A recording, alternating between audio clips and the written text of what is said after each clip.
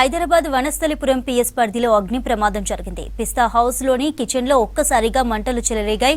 పిస్తా house కిందున్న ఆసుపత్రిలోని patients భయంతో బయటకు పరుగులు తీశారు. గర్భిణీలు, బాలింతలు రోడ్డుపైకి పరుగెత్తారు. సమాచారం అందుకున్న ఫైర్ సిబ్బంది ఘటనా స్థలికి చేరుకుని మంటలను అదుపులోకి తీసుకొచ్చారు.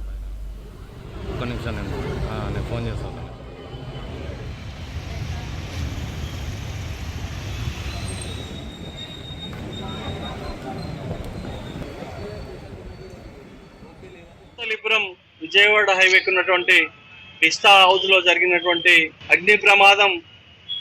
ఇక్కడ మీరు చూస్తున్నారు లైఫ్ స్ప్రింగ్ హాస్పిటల్, ఆ పక్కన నారాయణ స్కూలు.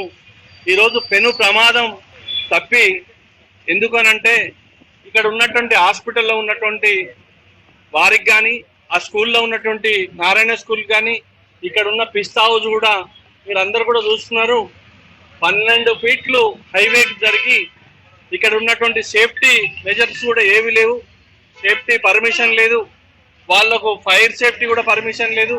అయినా కానీ కిరాయిలకు కక్కుర్తిపడి ఓన్లీ కిరాయిలు వస్తే చాలు, నాకు ప్రజలు ఏమైనా సరే ప్రజల ప్రాణాలతో చెలగాటం ఆడుతున్న దానికి నిదర్శనమే ఈరోజు ఇక్కడ.